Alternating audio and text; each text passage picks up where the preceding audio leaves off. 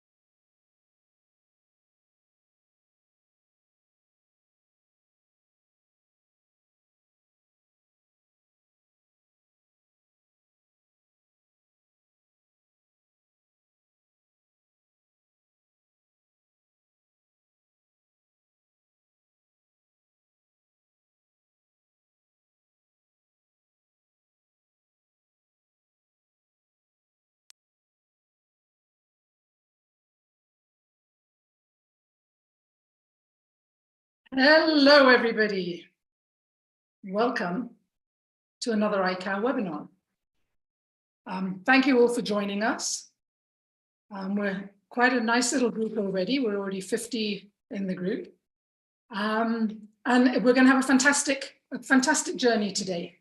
So many of you know that I'm mad about cows and that I've raised various breeds in my life and my journey in agriculture, including Jerseys, Friesians, and finally Ankole. My choice to raise Ankole was because they're so beautiful and they're low maintenance. They are by far the easiest and most intelligent cows I've ever reared. They're also the most economical and productive, eating little and giving birth to healthy, trouble-free, beautiful, bouncing little calves every year. My 2 in-calf heifers soon became a small herd. I studied their breed and I learned about their incredible traits and resilience to conditions in Africa. And in the process, I learned that Africa is home to an incredible over 100 cattle breeds. Did you know that? And they're all super stunning, yet hardly recognized. And that we're losing these at an alarming rate in favor of imported exotic breeds. And I personally feel so compelled to actually want to see them all. In January, I heard about a training session on ultra-high density strip grazing in Zambia being given by Africa's famous livestock breeder, Johan Zitzman. I had an inkling this was really important, not only in regenerating landscapes and producing cattle sustainably and profitably, but also as a means to preserve our African livestock genetics. I jumped at the chance and I soon found myself being lovingly welcomed into Welcome Farm, where in addition to a lot of learning, I found my sister from another mother, Sally Gravenstein. Sally and her husband, Robbie, described themselves as Johan's students and were hosting Johan and his wife, Brenda, for his course, delivered to interested regenerative cattle breeders in Southern Africa. The next few days were best described as being a crash course in ultra-high density strip grazing from morning to bedtime. In the mix of all the learning that you'll hear about today, through Johan's skilled and trained eyes, we were taught how to select the right breeding genetics through careful observation of bulls, young and old, selecting for traits in resilience for Africa's ticks, as well as performance traits in their musculature. And believe it or not, their characters count. So I'm so grateful to Sally and Johan, and I cherish this opportunity of sharing some of what I learned with them, with all of you today. So to set the scene, Sally joins us in a short video with her fabulous cattle, describing her experiences with ultra-high density strip grazing.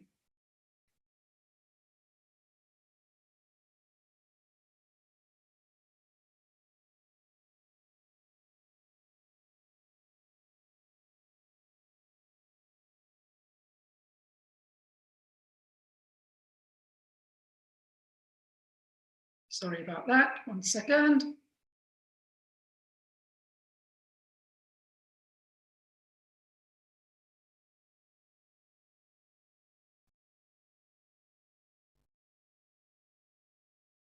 Thumbs up from Hesbon, are we clear?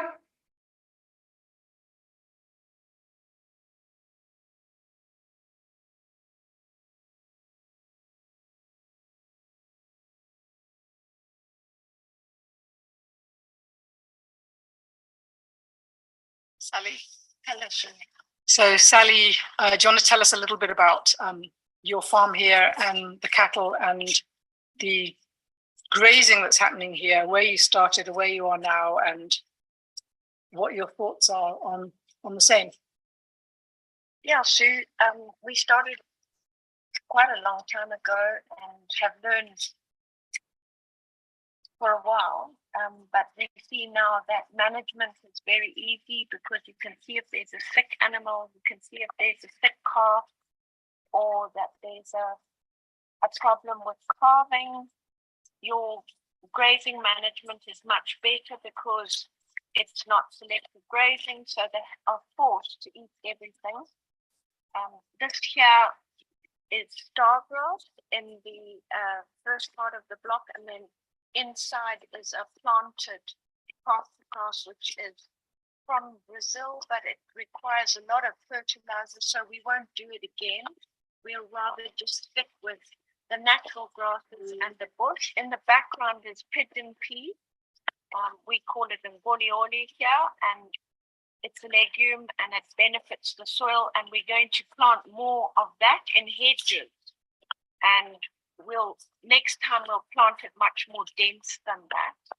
But the cattle are enjoying the leaves. You can see up in the distance they're actually eating the leaves, and the condition of the cattle is very good.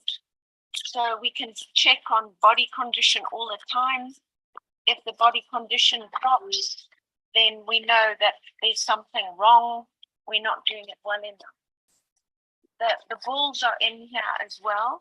So in this herd, there's about 200 cows, and we've got only 100 that need the bull because we've got some calves already from what we call winter bulling. So this is the summer bulling, and so we've got 4 bulls in here as well. So here you can use 1 bull to 50 cows because they don't have to go far to see the cow on heat. Mm-hmm, mm-hmm. And what have you, when you started, you mentioned that there was a difference between the body condition of the animals when you first started and introduced them to the system and their body condition now. What was it like before and what changed? So the body condition was lower when we started, and initially the body condition dropped when we started, but through time and perseverance, the body condition has improved now. We do supplement with some sunflower cake in the winter because our winters are very harsh and we don't get rain in winter, and that has really helped. So you need the protein in winter. But yeah, the body condition is excellent now, and admittedly we are in summer now, so the body condition should be good, but we've seen all the pastures improve and the legumes are increasing all the time. So natural legumes, all or natural legumes, yeah, natural indigenous legumes. So in here, those shrubby, small shrubs are just natural legumes that are increasing. And yeah, it definitely favors, the cattle eat the legume more in winter. So at the moment it's flowering and it's going to seed. And then this pasture, we won't graze it in winter. We will graze it next winter. So next summer it'll be left out to grow, and then we'll come back and graze in winter so that the roots can get deep next summer. So we alternate between winter grazing and summer grazing, and we do the same in the bush. And actually the cattle do better in the bush than they do in the planted pastures And we've got friends who are doing dairy farming, and they're putting the cows in and the heifers into the bush, and they're doing far better than on the pastures because of the diversity. The diversity of different feeds and grasses. Yeah, and they what's eat coming up. leaves. They eat. They just do so well. They initially have to get used to it, and eventually they do so well in the bush because of the diversity of the grass and the leaves. So these are the cows. This is the line, the plot that they're in. How big is it, Sally? Probably about 80 by 50 for the night. Meters? How many animals are in here? 210 animals, so it's ultra high density grazing. So they'll eat this place down throughout the night, and then in the morning they're going to move into a new patch, and this will be left to recover. And some of these here are where they have been in the past, where they have grazed down. And Sally, you said that in the beginning, because your pastures also adapted to the feeding that was happening on them. Yes. And you said that in the beginning, when you started, your cattle didn't do as well as they're doing now. Do you want to tell us why? I think they had to get used to the system, and they've now learned there's no stress for them. They know that when they open the wire, they must go and eat. So they're eating extra than what they would eat before, and so they put on weight. We've been doing it. The pastures have improved. Yeah. We don't put any fertilizer on because they are fertilizing the grass with their dung. So we don't need to fertilize. So for at least 4 years, we put no fertilizer, and we used to use urea. We used to always be putting fertilizer, and now we never need to. So you've saved a lot of money, and in fact, you're using the cows to fertilize the grasses that are growing up behind them, because they're dumping a whole bunch of manure as they're grazing like this together. And they're non-selective, so they're clearing areas, dumping manure and urine, moving on. Yeah, if they select, they eat the palatable species down hard, and then they leave the unpalatable species. Mm-hmm. So we've seen a decrease in the unpalatable species. If you allow them to select and graze what they choose, you end up the unpalatable species get left and they take over. Yes. Have you seen that happening in some blocks? Oh, definitely. We've seen. Well, now we don't leave it. So we push the cattle in like this, and we don't let the cattle select anymore. Okay. Well, they certainly look really lovely. Thank you. Sally again. Quick question. So training your animals to get used to a system like this, when is the best time to train them, and why? So you can start in summer because the earthing is better in summer, and in winter the earthing is poor. Also, then they're not distracted, they're just eating lots of lovely green food. You start with a bigger area with a few animals so that they learn, because otherwise they just mob and dash and break the wire. But you can expect the wire to break a bit. It's not too much of a problem. Push them back in and tie the wire again. So for each unit of cattle, you need 5 cranks and 5 wires, and you have 2 long wires running the length of the field, and then you divide it into small blocks. So you move 5 times a day, so a bigger block at night, and in the day it's a lot of visibly working out if the animals have finished the grass. So you have to check a lot that they've eaten everything before you open it. And they have to get used to that because they've always been selective grazers. So then once they've eaten it, then you can open up. So you have your 2 long wires and then 3 short wires. So one ahead. So you make a block ahead of where they're grazing, and then the wire that's stopping them. Yeah, so you can get away with four wires, and yeah. So you've got two long length wires, and then you've got those that are transecting across that you're moving. So you've got one behind, one that you move in front. You don't have to have one behind most of the time, because they're not going to go back. Oh, they're not going to go back. What they've finished. Huh, clever. So that's also an advantage, because you're not going back to where they've dunged, and that reduces your worm, your parasite load. And once they've fallowed, once they've dunged and manure and urinated on a block, they're not going to want to go back. So they're always wanting to move forward, because they know and they're trained eventually that the feed is in front. So you don't need a wire behind them. You just need to put one up in front. Yeah. And then when you open them into that one, you want to know that you've got another one that is blocking them from just going straight through the entire length. Got it. Wow. And then you also want to check that their belly is full. You can't starve them.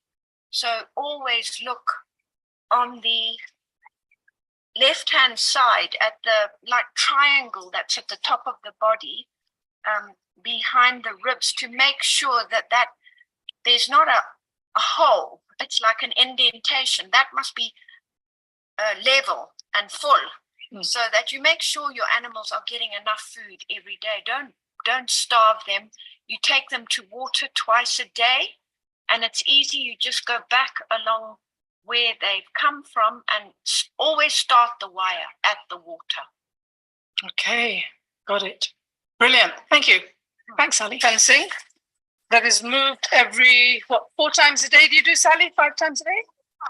4 or 5 times a day into blocks like this. And you don't come back to the same block until it's grown. But you really put in a high density of cattle.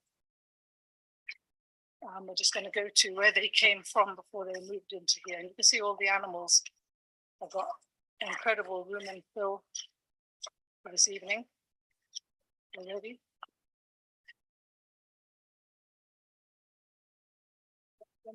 Animals. Sasa, hello. Oh.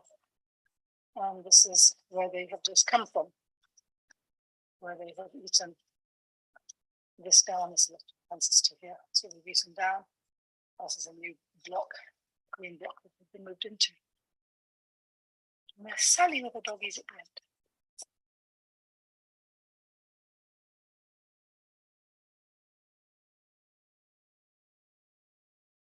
Wow, I hope you all enjoyed that.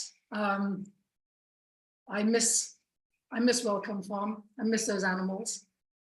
So a couple of things there that are really interesting. Cattle eating all day and at night when they want to as well. So a lot more feed required, but a lot more yield produced. So I'm sure you all have a million thoughts and questions. Please share them in the chat and we'll come to them in the question and answer session at the end of our presentations. We'll get to them, but before we do, I want to introduce our guest speaker today. In the introduction to his famous book, Man, Cattle and Veld, and yes, you must get a copy of Johan's book. In the introduction in his book, he speaks of his insatiable appetite for knowledge about breeding cattle whilst improving the land, something that was cultured in his childhood, growing up on a farm, running more than 10,000 cattle. Now a world-renowned speaker on the subject of ultra-high density strip grazing, it's my absolute honor to have Johan join us here today to share his immense knowledge and passion in this field. So Johan, if you'll put your camera on.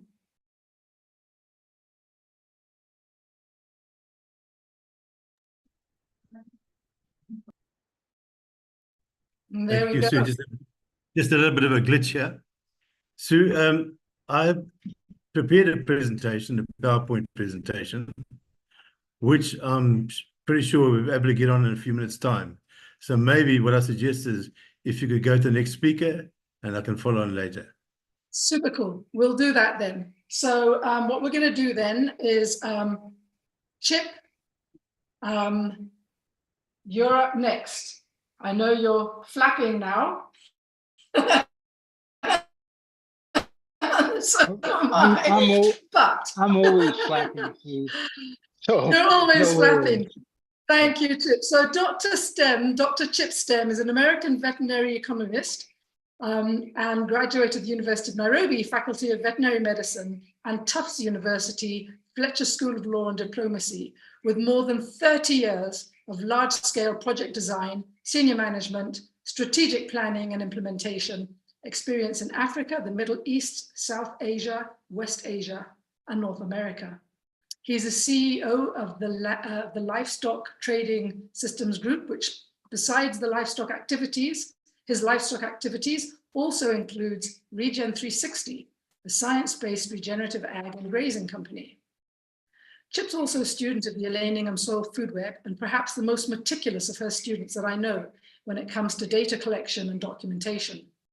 He joins us to share his experiences of converting sand to meat. Yes, you heard me correctly. No pun intended. Chip, thank you for joining us today. The floor is all yours. Thank you, Sue. And it's always a little scary when you don't even hardly recognize yourself when someone it talks about you in such nice ways. Yeah. Is there a way you can go to your main slide covering the whole screen? Do you have it? I've got it. I've got that. Oh, well, all right. Good point. Thank you, Sue. Pleasure. Tell me how this looks when it comes up. Perfect. Wonderful. All righty. Thank you. So I'm the lucky one who gets to present the results of really a nice, closely knit team we have focusing on regen ag and grazing down at the Tana River Delta in Kenya, as well as the whole community who's come together over this beginning of what we think will be a fairly large scale and really exciting project. And we just want to present our results. I've been studying regen now for about 8 years. Some of us are slow learners, so I guess we need more time. And we decided to put what we've learned to practice, and we were going to develop much more arable land than we did, but because of El Nino, we knew that would be flooded. So we chose a 100 million year old sand dune because we're in an area that used to have an ocean overhead. A little background on why we got into regen ag and grazing. It was effectively for economical reasons. We desired to export livestock to the Middle East and Gulf countries. And much of our competition sits in Somalia and Sudan, which is anywhere from 8 hours to 3 days shipping time away, where we've got 7 to 12 days shipping. So we've got to become economic and low cost, but high quality. And regen seemed very attractive in that way. So this is what we began with. We cleared some bush. It was just sand. We actually dug down at 1.15 meters, and we still were digging through sand. So soil organic matter 1%, water infiltration really low, or really fast, as you can see, which means the dirt's not going to hold water. So we thought this would be a fun challenge to try, and had maybe what I like to call beginner's luck. To do this, the pathway for us was creating what we call biossoil, which is basically Elaine Ingham's biocomplete compost methods adopted locally, of course, and we quality assure everything in the laboratory. So we put up labels on our piles, as you can see here in the picture. And if we are addressing a certain crop in terms of ecological succession, we can scroll down there and right away pick up the right color-coded pile to be able to deliver the extract or the compost, what we call biosolids. So this has worked out very well for us, and this is our production center. We're about to add a couple more over the next few months. Where we began and where we got to with some of our plants 75 days later, so 2.5 months later. We were creating good soil and I think reasonable rhizal sheaths and spheres. Now, of course, that's not everywhere. We did 40 trials, 8 by 9 meter blocks. So we were testing a lot of different species, a lot of different combinations, all under the same irrigation system, which are floppy sprinklers, solar powered. We call them solar floppies here. They give a nice even water distribution through the field, so are perfect for regenerating soil health.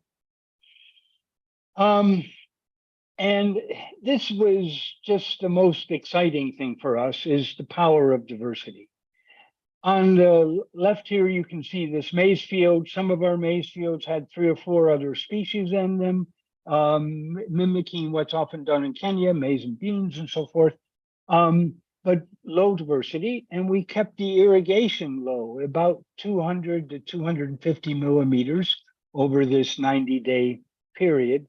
But we put that irrigation evenly over everything. And on the right was over 30 species that we put in together. So the same system, the same everything, except the diversity was involved here. And you can see one is a failed crop and another is something really quite interesting, at least if you're ahead of livestock. These are the grasses. In the forefront are indigenous and some Bracharia as well, that Sally mentioned, exported to Brazil and re-imported back. And in the background is that more diverse mix that we grew originally for silage, but it turns out I think will be really good for grazing as well as we move forward. This is our ultra high density grazing. It really mimics Gabe Brown's approach, where we try to graze 1/3 and trample the rest. And you can see it being trampled here. And that basically keeps the ground covered and feeds the soil and helps develop those luscious rhizospheres and rhizal sheaths. And I thought I'd just leave you with some happy goats grazing. And this is what their actions were when we released them into that background you saw a moment ago. Fabulous.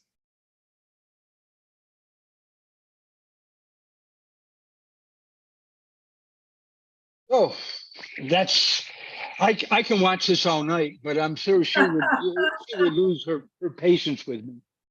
Oh, I probably better stop here. But as I said, we've involved the local community. They're really on board with us now for our expansion. And this is obviously the techniques and model will follow around the 20 trials now in our second, and just fine tuning things as we move forward and expand. Thanks. Wow, brilliant. Thank you for that, Chip. That's actually really amazing. I love the term that you've used there, where you've said productive chaos. Yeah, it does look like chaos to most people when they walk in, no doubt. But you know, this is the power of nature and diversity, right? Isn't nature and diversity just that, productive, resilient chaos? So, so have you started measuring any of your livestock yields yet? We have not. Unfortunately, we do have a scale now on site with 100-gram increments, so that'll help us develop trials. We focus this time, besides these little experimental grazings and hay making silage, on collecting seeds. Okay. We strongly believe in epigenetics, and we got some crops didn't do that great, but we took the best that we could. Now we're using them to replicate out again, and then we're at 3.5 acres now, then we'll go to 25 acres, and we'll scale up, building our own seed base as we go. Wonderful. So basically what you're doing is you're creating, you're mimicking what would have happened if those seeds had just dropped there and grew there anyway, and you're going to allow the natural biomes that will make those seeds flourish actually work together, as opposed to just buying seed from the outside, growing it, working with the best that are there, that will be adapting there. The endophytes will be adapting, the soil biome will be adapting, everything will, and it'll just be, well, the chances will be higher and more successful, and the diversity as well, because you're mixing a lot of seeds I saw there. Yes, exactly. And rather than letting nature do it, we are collecting the seeds and then remixing, trying to get the better combinations. Over time, when we regenerate rangeland, it'll be pretty much exactly like you said. And yes, for us, the diversity is just really the key, but also we obviously want to avoid fancy hybrids, because they are many times the mycorrhizal receptors will get bred out. So that can be a real problem if you want to do a good regen system and make progress quickly. And our other goal here is we'll be working with about 10,000 smallholder farmers in the area, and we need to bring them into this regen fold. And if we can do it there with local seeds and with the soil biology we grow with extracts and so forth, I think they'll be really winning as well. Fantastic.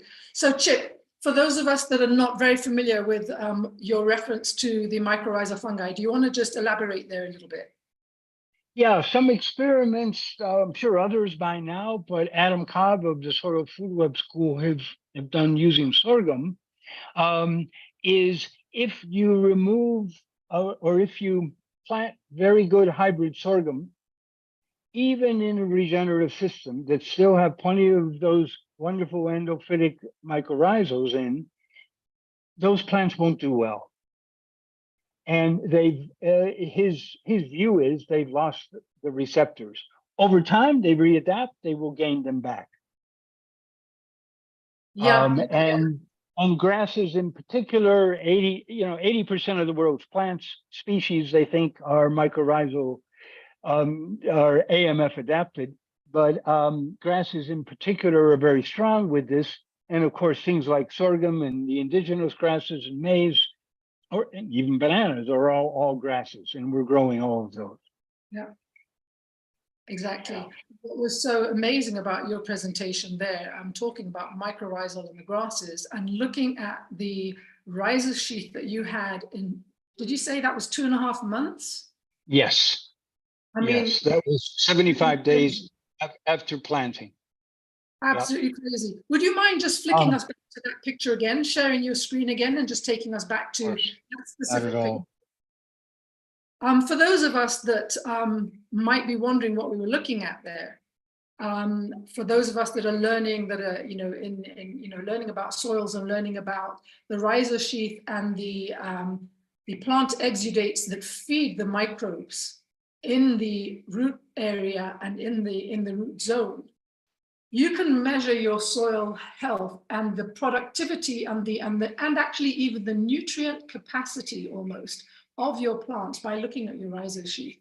If you've got a very big rhizos sheath and lots of those very fine hair roots, it means that your plant is functioning with the biology in the ground, is managing to move around and look for nutrients, and the biology of feeding the nutrients, the minerals, back to the plants, and the roots are growing out and getting more and more, and you end up with that. It's a no-brainer that the lush green above the ground is basically there because of all of this stuff that happens below the ground. And normally when we're looking at what's above the ground, we don't tend to look what's below the ground.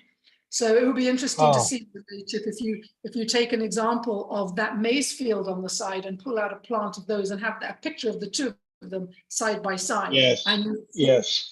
the crown is probably. We actually have that in another presentation, and I knocked it out because of time, but you're exactly right, Sue.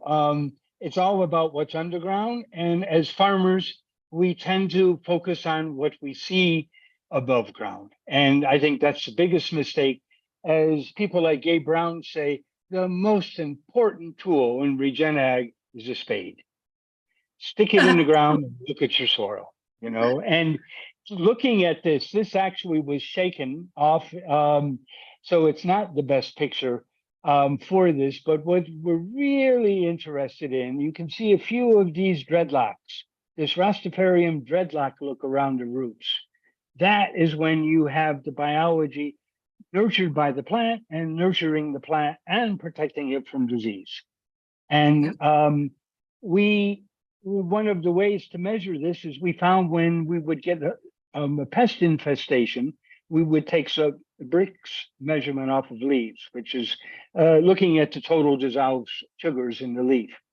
And every time we had a pest infestation or a disease, those plants that were infected had a lower Brix than their neighbor plants that were healthy. I'm not sure if it's Chip or if it's me. It's me.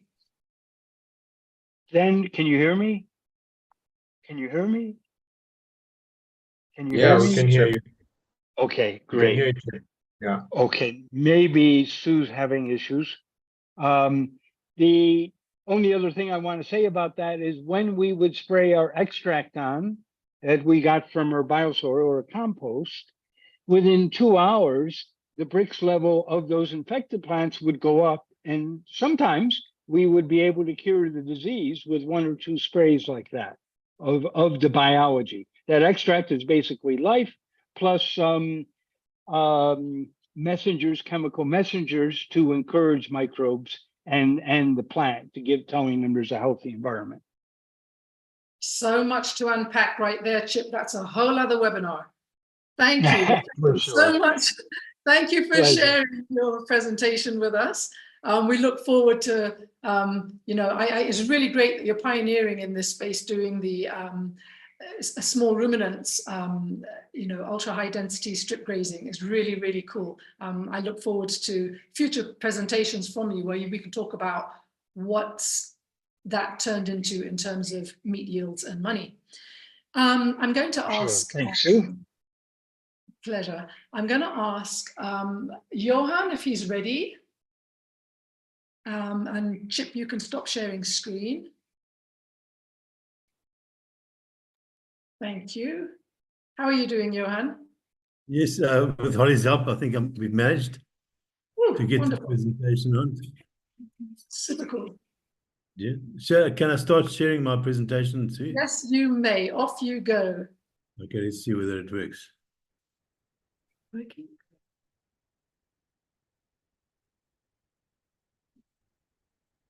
No.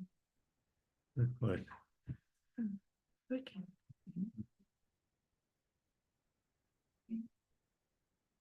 Let's give us a minute or two. Okay. Just here we go. You're sharing, Johan. Yeah, but yes, I can see now. Okay. Thank you, sir. Thank you, Holly. Can everyone see the screen? Yes, we can. Okay. Just a minute or so, a couple of seconds. Holly's fine tuning, huh?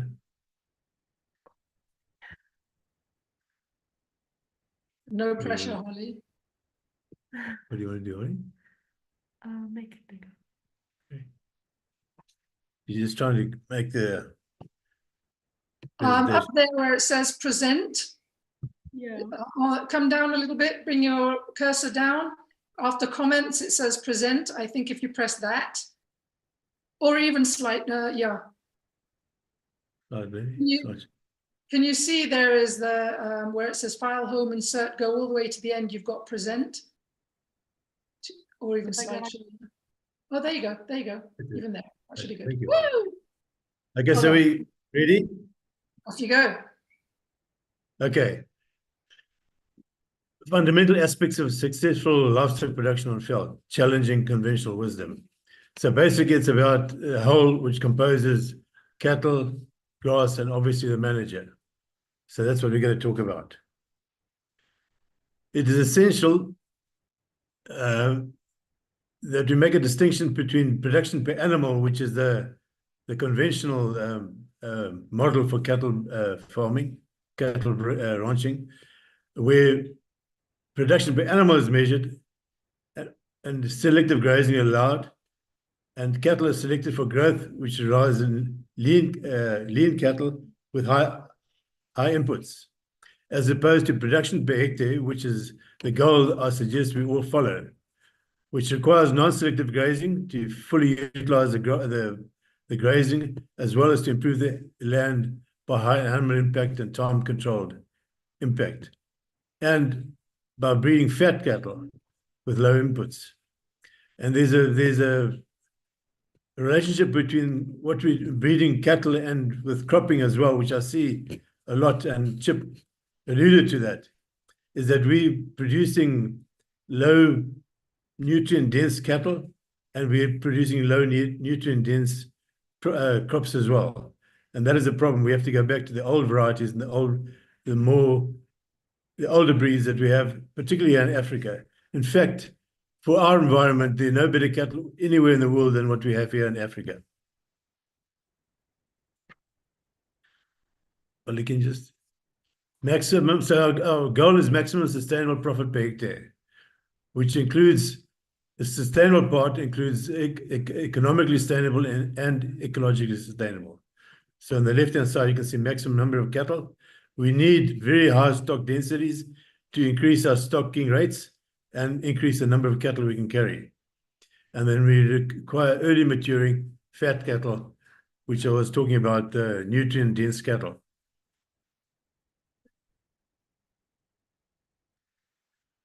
We are in grazing management and also in breeding, we have to mimic nature. And that's the example of a large herd of wildebeest migrating, which impacts the land, grazes non-selectively, dungs, urinates, and then through migration moves on. But obviously you have territorial animals that stay behind.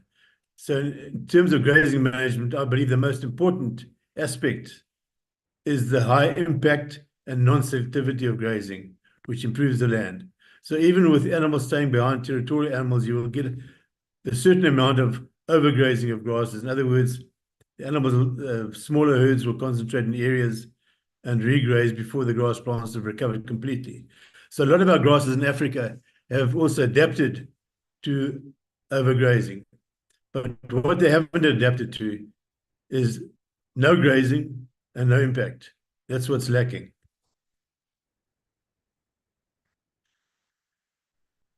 So high animal impact, non-selective grazing. On the left-hand side, you'll see a herd of cattle that is grazing at a stock density of 3,000 cows per hectare. So you can see on the left and bottom corner, you can see the impact, what that herd has done. And if you look at the right-hand photograph, it was 10 months later. So it increased, the amount of grass just exploded because of that high impact and instant fertilization, and then the 10-month recovery period. Believe what this screen is not. So if I could sum up high density grazing, high animal impact, non-selective grazing, as many animals as possible in the smallest area possible for as short a period as possible, followed by an appropriate recovery period. Recovery period depends on environment. So in a very dry, arid environment with unreliable rainfall, you would need a very long recovery period, maybe a year, 18 months. In parts of the world, like in Mexico, the deserts of Mexico, they have an 18-month recovery period. But in the more humid environments, the recovery period for the benefit of the cattle would have to be shorter. So you have higher nutrition than grazing. If you have a too long recovery period, then the animals will perform very poorly. So it depends on environment. So we need control. If you need these high densities, you need control. And on the left-hand side, you can see herding. With herding, we can get very high stock densities and control of the cattle. And that would be very applicable in the many parts of Africa. And I think Rolf will be able to expand on that. On the right-hand side, we can also use electric fences. With my experience in many parts of the world, in most areas, you only need one electrified wire. If it's a drier environment at some stage of the year, periods of the year, you may need two wires. So it's very inexpensive. In fact, on my property in 1995, when I started ultra-high-density grazing, my total infrastructure required me to sell 5 cull cows to double my stocking rate. Because in that environment, I was utilizing only about 50% of the grass because we were grazing selectively and looking at high animal performance. So 50% of the grass was never grazed. So just by doubling the number of cattle, we had enough grass to do that. And that was a process that started, and in 7 years, I could have quadrupled my stocking rate. Utilization of bush and grass, as you can see there, can be very high depending on how dense you put the cattle together. On the left-hand side, that type of browsing you get with cattle is, I've never seen it apart from wildlife, and probably even more than wildlife. And I assume the reason for that is because of time control. The tannin content is low when the cattle go in because of a long recovery period.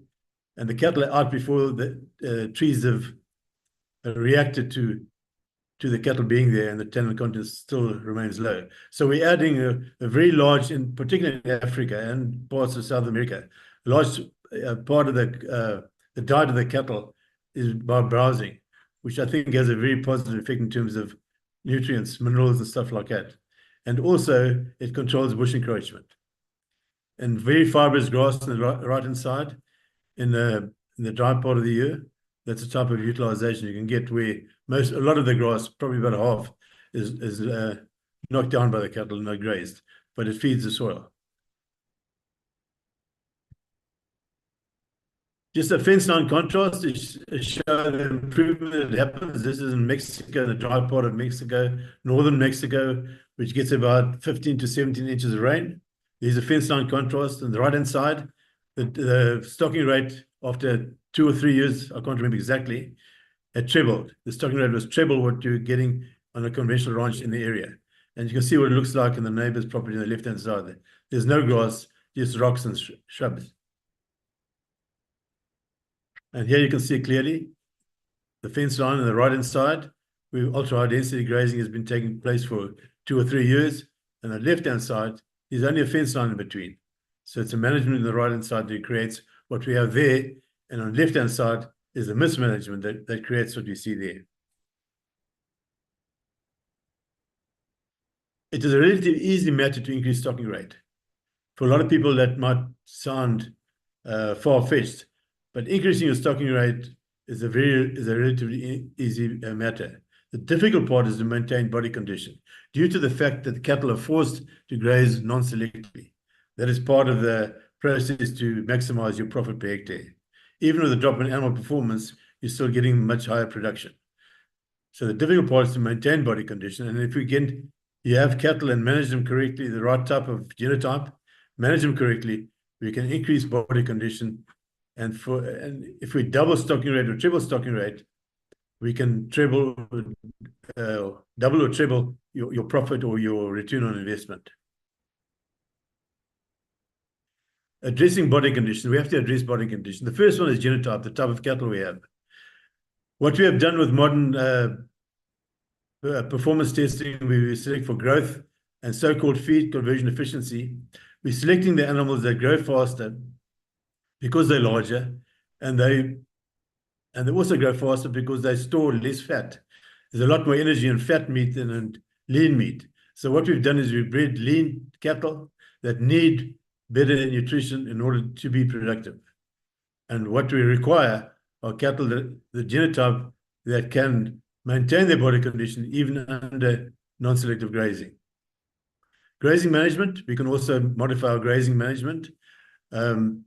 We can decrease the recovery period in certain times of the year in humid environments where the grass grows very fast and loses its nutritive value.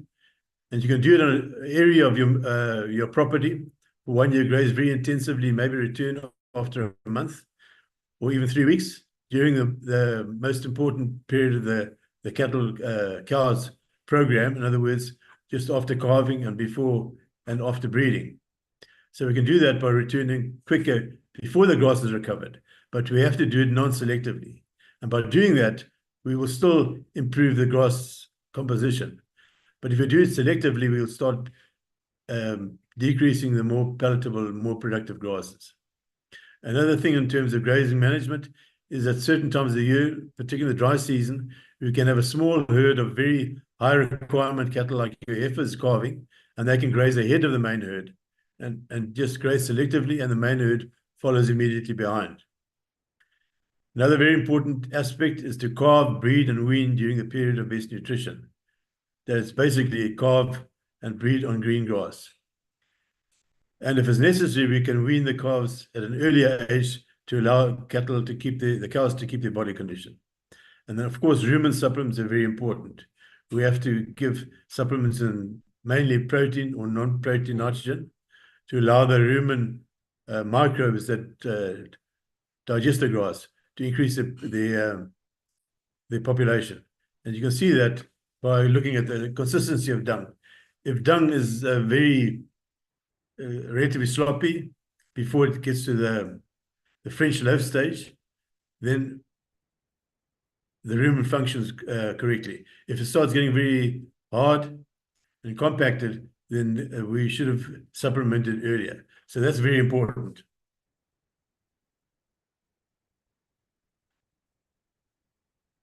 What is the main driving force behind selection? Man or nature? Scientifically improved, in inverted commas, cattle that are selected for growth rate and high production are lean because of the reason I gave you earlier, that if cattle grow and they deposit more fat in the body, in the tissue, then they require more energy to do that.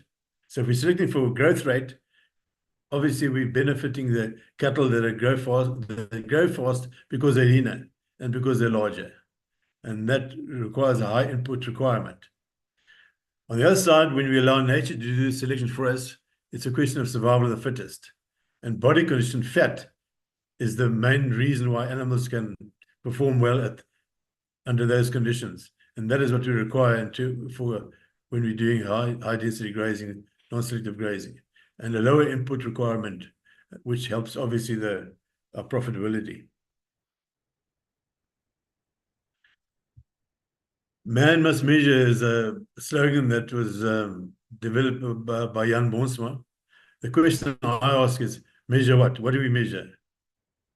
On the left-hand side is a facility where they test cattle for feed conversion efficiency, which means they have a certain feed available to the cattle, and their equipment there that allows the input, the amount of feed eaten to be recorded, and also obviously that is equated to the growth rate.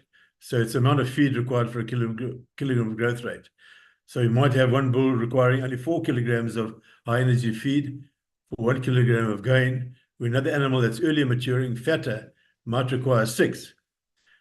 But that energy is not inefficient energy usage, because that energy is stored in the body of the animal as fat, which is again is a reserve for the dry period. So as you can see there, what we're doing is we selected cattle that are efficient, so-called efficient, but they're lean. And we require cattle that put on body condition or inherently high in body condition.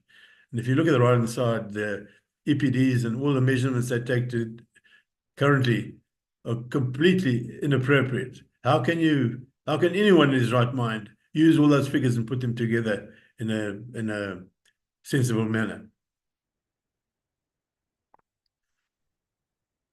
So I can't really read at the top of the screen. I'm not quite sure what it says there, but not everything that can be measured counts. Not everything that counts can be measured. So we have to rely more on common sense. Who has the greatest knowledge? Animal scientist or the herdsman? And I think that's a subject that everyone needs to think about. I believe that in certain aspects, the herdsman has got far greater knowledge than the animal scientist, because the animal scientist looks at detail and the herdsman sees the whole and has a better perspective of the whole. For instance, a herdman can see that certain animals will lose body condition and won't reconceive. Other animals can do it. So, but the animal scientist doesn't see that. He relies on other measurements. And the herdsman often poses the question is, why do they select bulls as they do that breed animals that require more feed? Whereas in the herd that he's herding, there are animals that keep body condition without much feed. 6 decades of performance testing, I'm talking particularly in terms of what's been happening in South Africa. Are the scientifically improved breeds more productive on the veld than the unimproved breeds? In other words, the common breeds, the conventional breeds we have today that have been performance selected and selected for growth, are they better on the veld? Are they more productive than the unimproved breeds, in inverted commas, which I refer to our indigenous animals that we find here in Africa in particular? And my answer to that question is by far greater productivity from the local breeds. And this has been recorded. This is an experiment they did, a trial they did in Namibia over a 14-year period, I think it was, but I'd taken the figures for the 1990-year drought and production per unit of land. So they compared, in this case, 2 breeds, the Bonsmara and the Nguni. The Bonsmara I take as an example because has been under performance testing for the longest time. And the Nguni is one of the indigenous breeds. So in terms of production in terms of fertility, the Bonsmara reconception in the dry year was 63%, and the Nguni was 79%. And total weaning kilograms per unit of land for the Bonsmara was 4462, and the Nguni was 1,000 kilograms more, 5565. So it's very obvious that our indigenous naturally selected animals are far more productive on veld. And it's even been proved by the scientists. Yet they continue with their program of selecting for performance. And here is another one example that in the South African system of performance testing for bulls, the phase C, they measure growth rate and they also measure the so-called efficiency of the feed conversion, which in this case is high energy feed. And they put the animals in certain merit groups. Gold merit, obviously the ones that grew fastest and at a better conversion rate, down to silver, bronze, then sub-merit bulls. Those are the ones that performed, in their opinion, poorly just before slaughter. And they got a class at the slaughter as well. Now, the difference between the best, highest merit group of bulls, their females, as opposed to the lowest merit group, the females had a 5% higher calving rate for the lower group. So why are the breeds subject to ARC performance tests not the most fertile? And the reason is that the bulls that have a so-called better performance are because they're leaner. They don't require the same amount of energy as the bulls that store energy, which is the lower group, because of the measurement. That's the only reason. Nature is complex and very simple. We can take the complex route or the simple route. The complex route entails measuring detail, as much detail as you can, most of it inappropriate, and then trying to put that together and comparing animals on that basis. Or the simple route is where you measure the actual output. You measure the fertility of the cattle, but in particular, and also the relative growth rate, in other words, the maturity rate. The smaller animals will be faster maturing. So in the simple way of doing it is to measure the output, not try and guess which details put together will give you the best output. How can any man put this detail together in a meaningful way? It's impossible.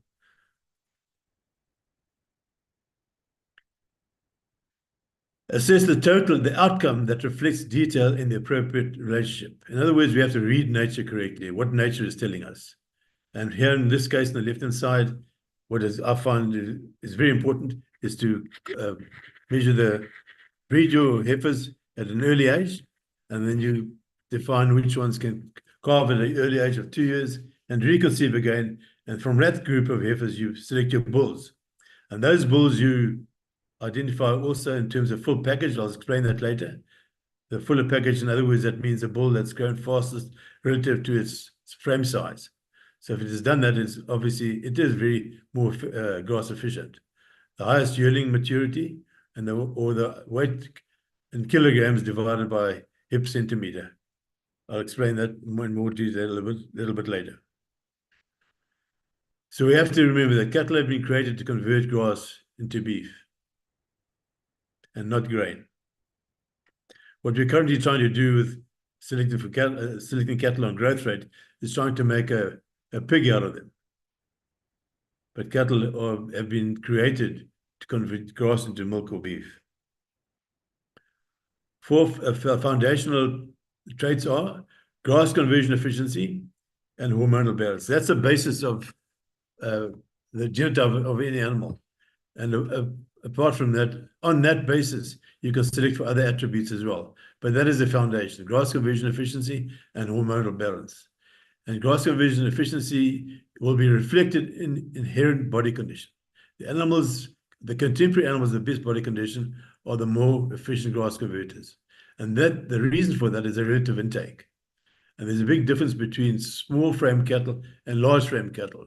For instance, a 300 kilogram cow, frame in terms of frame, as opposed to a 600 kilogram cow, the smaller cow will have a lower absolute intake of grass, but a 20% higher relative intake. In other words, a 20% higher intake relative to size. And that will be related to a 20% better body condition. So frame size is very important. And if you look in any herd, you'll always find that the smaller frame cows are the better body condition and the more fertile. And even between species of animals, you compare sheep with cattle. The small frame sheep are far more efficient.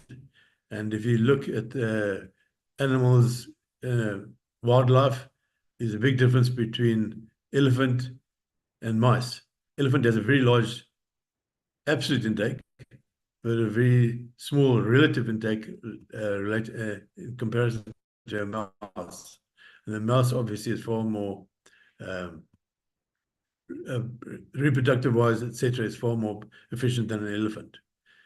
So frame size is important in terms of intake, climatic adaptation. Animals that are climatically adapted will eat more. Animals that are parasite diseases will eat more. And also you have individual appetite. Individual animals, regardless of their frame size adaptation, will have a higher intake. You'll find some cattle that they just graze more aggressively and for a longer period of time. So that's all related to genotype, genetics, and you can select for that. And then hormonal balance is the balance between sex hormones and growth hormones. So if you have an imbalance, if you have more growth hormone, you'll have large animals and they'll be later maturing and they'll be less fertile as opposed to the early maturing animals in terms of frame size. Inherent body condition, an animal on the left-hand side, this is in America, where they have unadapted animals in the Midwest and the southeastern part of the United States, where it's very humid in summer, and these animals just can't handle those conditions. And basically, they stand in the water for most of the day or in the shade. Whereas on the right-hand side, just by introducing, this is in Mexico, just by introducing some African breed blood, you have a completely different animal that's highly adapted and very smooth and good body condition. In this case, is the Mashona cross Angus. Hormonal balance, highly fertile cow on the left-hand side. You can see her body conformation shows that. She looks more like a dairy cow as opposed to a subfertile animal on the right-hand side that's been selected for growth and has a hormonal imbalance. She grows, but she's very late maturing and very, she's subfertile. She has a low estrogen level. Same with bulls, hormonal balance. Left on the bull on the left hand side is masculine, and the one on the right hand side is effeminate in the same herd. You can see just by the conformation of the bulls, the more fertile bull is he's got a very heavy, deep chest. He's got coarse hair on his neck. Obviously, his testicles are much larger than the bull on the right hand side.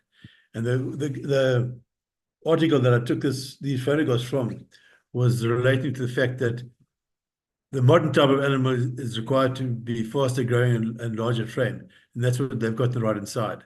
So if you select for frame size, you select for hormonal imbalance, which you can see there clearly in that animal, and particularly looking at its testes. The same animals from behind. You can see on the left hand side the very fertile bull, shorter in the leg and very much wider through the thighs, which is a masculine trait. Whereas the one on the left hand side is wide through the hips, which is a feminine trait. So we have to be very careful of that, and that's a foundation. The animal on the right hand side, there's not much chance of his progeny being very productive and giving you maximum profit per hectare. So conventional selecting criteria: average daily gain, weaning weight, yearling weight, absolute weight, feed conversion efficiency are negatively correlated to the foundational traits. In other words, to both hormonal balance and also to inherent body condition. And the reason for that in terms of inherent body condition is that fat meat contains more energy per kilogram. But if you measure it incorrectly, you will measure the animals that grow faster because they're larger and they've got less energy in their meat.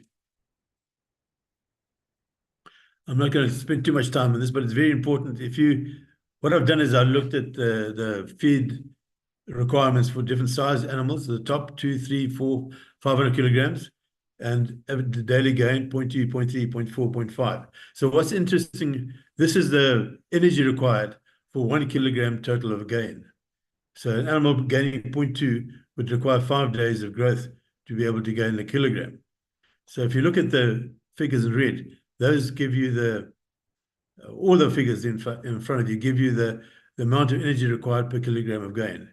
So if you look from left to right, you will see that the larger animals require, for the same growth rate, 0.2 kilograms, for instance, require more energy per kilogram of gain.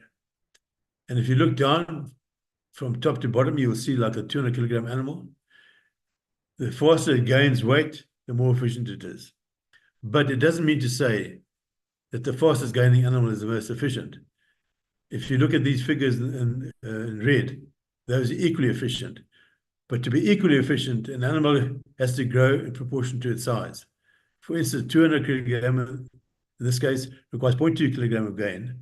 A 500 kilogram requires 0.5 kilograms of gain to be equally efficient. So 165, 160, 160, 164 denote equal efficiency of gain. So what this means is that fast individual gain is positively related to efficiency. The faster an individual animal gains weight, higher intake, above maintenance, the more efficient that animal is. The small individual is more efficient at similar weight gain. In order to be equally efficient, and individuals of different size have to gain in proportion to their size. So the most efficient individual has the fastest relative growth rate relative to its frame size. In other words, the fullest package. But there is a problem. Although animals have to grow in proportion to the size, they cannot eat in proportion to the size. So larger an animal becomes, the more it eats, but the lower its relative intake is. Small frame cattle have an unfair advantage. Large frame cattle are genetically handicapped, no matter what the conditions. So package what I'm talking about is indicated by this bull here. The fuller the package, the more efficient the growth. In other words, the package indicates that an animal relative to its size, frame size, has put on more weight, has grown faster relative to its frame size, and so the body is fuller. So we just have to take a visual assessment of bulls. We don't need all this complicated measurement. We can, the simple measurement would be to weigh it and take its hip centimeters at a certain age. In other words, a group of bulls at yearling age, weigh them and divided by the hip height. And the one that's got the highest ratio is obviously got the fullest package. And currently these pony, what they call pony type bulls, as you see on the left, right hand side here, are bulls that cull. They don't keep them, particularly the Bonsmara breed. They cull all these bulls that are so-called pony type, but that's the most efficient bull that we require because it's relative to its size, it's grown fastest, it's more efficient, and also because they're earlier maturing sexually, the frame size is smaller. So that indicates results in a fuller package.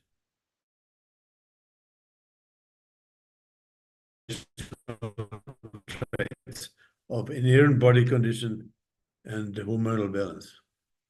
Full package, you can see the left-hand side is a full package bull. It might be a little bit lighter than the bull on the right-hand side, which is a massive animal, but look how empty that package is. Understanding practical versus academic fertility. Breeding or feeding for fertility. Hormonal balance and body condition. So breeding and feeding. You can see these are two cows that calved at 2 years of age, but it's unlikely that the one on the right-hand side is going to reconceive. So both have a good hormonal balance, as you can see in their conformation.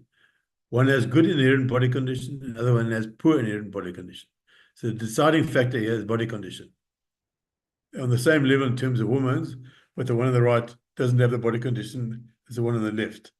So it has a academic high fertility because of hormonal balance, but practically low because of poor inherent body condition. So if you needed that animal to reconceive again, you would have to feed a lot more than the one on the right, left-hand side. So we select directly by using genetically discerning criteria. And females, calving at an early age and reconceiving, those that can calve early, 2 years, for instance, and reconceive again, that it becomes the nucleus of your breeding herd, for your bull selection herd. And the bulls selecting on yearling maturity, and then you multi-side the bulls. In other words, at that age, some bulls will be able to produce more calves. If you can identify those bulls, and you can accelerate the process of natural selection by using AI from those bulls. The best that scientific selection has done is to breed cattle that require greater inputs in order to be productive. But we need animals that can be productive under poorer conditions. The best that can be done is to read nature correctly. In other words, let nature do the selection for us. Select appropriately and accelerate the process. So natural selection in order to maximize profit per hectare. Professors must start their careers herding cattle and observing cattle. I love it. Not a popular statement, but it's the truth. To all visit properties implementing practices light years ahead of universities and agricultural institutes. So there are many farmers all over the world, and ranches all over the world, that are far ahead of what the agricultural institutes and universities can even think about. And composite breeding, as on the left, is not an exclusive club. 50 to 80% yearling conception in this particular herd by combining African breeds with a conventional breed like the Bonsmara. The appropriate grazing management will result in 2 to 5 times stocking rate increase in general. And I think the poorer the land conditions are currently, the higher the redeemable stocking rate will be.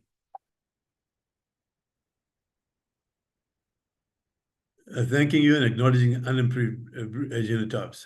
So I want to emphasize this, is that we need these cattle to maximize profit per hectare.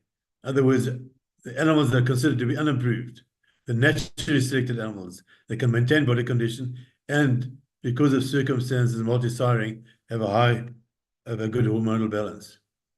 And the real champions are those not selected by man.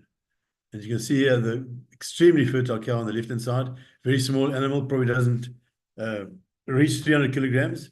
And there's a bull climbing up a steep embankment to find grazing in a very poor environment. Thank you very much. Wow, wow, wow. Wow, thank you. Thank you so much for that. I'm sure there are, again, a whole bunch of questions. Where is Hesbon? Hesbon, can you put my videos on? You'll have to stop sharing screen there. What must I do? Perfect. Anyway, that's fine. There you Yeah, go. so I'm sure there are a bunch of questions that people have got about what you've just shown us, because it kind of sounds, you know, a lot of our breeding programs, as you said, in Africa, a lot of our AI programs, a lot of the dairy programs, it's all about knocking out our indigenous animals, bringing in a whole bunch of exotic breeds that don't do very well here. Absolutely, it's a big problem, Sue. And you know, I've traveled around the world, and I've never seen in better cattle in terms of the requirements for the environment than what we have here in Africa. Exactly, exactly. And I was just thinking, I just noticed that John Logan is in the chat there. Mayan Kole bull is up on his farm. And that bull made it, because of the fat on the bull, made it throughout the entire drought, where a whole bunch of animals passed away. But that bull is standing today. He's got good genetics he's got, you know, good resilient genetics. And, you know, like you're saying, when we read our animals, when we read nature, it's we're going to come to far better, logical, sustainable, and profitable conclusions than if we go to the AI tank and take a straw out of an animal. It's not about production as such. It's about production relative to intake of grass and inputs. So it's about profitability. Yeah. Would you mind maybe just closing your sharing screen there? I can see somebody in the chat has said that in Uganda they have a big problem because the AI. Where do I do that? Well, it's a share. And actually, in response to that, and I'm sure that you can attest to the same, Johan, a lot of the poor conception rates with AI are because a human cannot sense when an animal is absolutely ready as best as a bull can. So you have to really be spot on. Yes, I've done a lot of AI, but I've done it on an individual basis. A lot of the AI currently is done with hormones. Say that again. I say most of the AI today is done by using hormones and synchronizing cattle. But if you do it individually on individual heat spotting, and your heat spotting is good, then it can be very effective. So what is heat spotting for those of us that might not know? Well, when the cow comes on heat, when she cycles. Okay. And then there's a certain period in that cycle that you inseminate her, and it can be a very, very highly productive. I got over 70% with one insemination in calf conception rate, which is very high. But that is because I did visual spotting and not the expensive and easier way for the vets to synchronize cattle and come and inseminate them in one day. Yes, that's being done. Well, Johan, I'm going to move on to our next presenter very quickly, because we're going to have a little bit of a panel discussion here with everybody. So thank you so much for that. Totally appreciate it. And keep your questions coming in the chat there. I can see them becoming you know, I can see some slowly coming into the chat. And I'd love I'll remove myself in the chat. No. You can stay there. You can even keep your camera on if you like. I'm just going to introduce our next practitioner. He's also from Zambia. Our last practitioner from a long family of conservationists in Zambia. He's a co-founder of Grassroots Trust Limited, a company working with catchment communities in Zambia and the region, building capacity in regenerating natural resources and economies through improved management. He's a firm believer in creating sustainable ecosystems of stakeholders to mobilize collective action, and will share his experience with ultra-high density strip grazing in this context. So over to you, Rolf Shenton.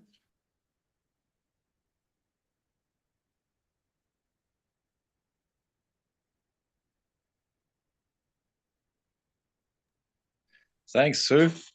I hope you can see my screen there. Yes, we can. Okay, so yeah, it's a hard act to follow, those two geniuses there.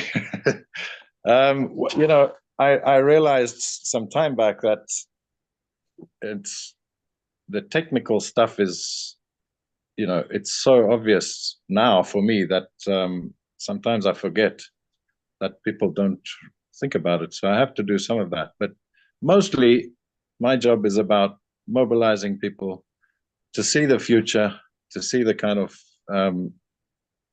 lives they want, to see that they're going to have biodiversity, to have growth, to have abundance, to have health, wealth, and peace, and have a viable future. And that's got to be on the forest side of that, or going towards the forest. Of course, if the forest canopies, then there's no light coming in, and you're not going to have anything. So it's just behind the extreme left-hand side of that picture, and where we've been sprinting for the last, you know, especially for the last 100 years or so, is reductionist management, which is reducing all that, keeping it simple, going to monocultures, putting very simple pastures down, and basically we're sprinting towards desert. So it's to try and tie people into having a vision about a long-term sort of goal about having a good future. And for this to happen on a catchment basis, we've got to try and ask the questions about the current management, which is, you know, why do herds of buffalo and other wild animals not destroy their lands, their grasslands, like our cattle and goats seem to do? Why do wild herds not get too many ticks and disease, like our livestock do? And how did people keep so many cattle together with lots of wildlife and no dip, no vaccines, no vet?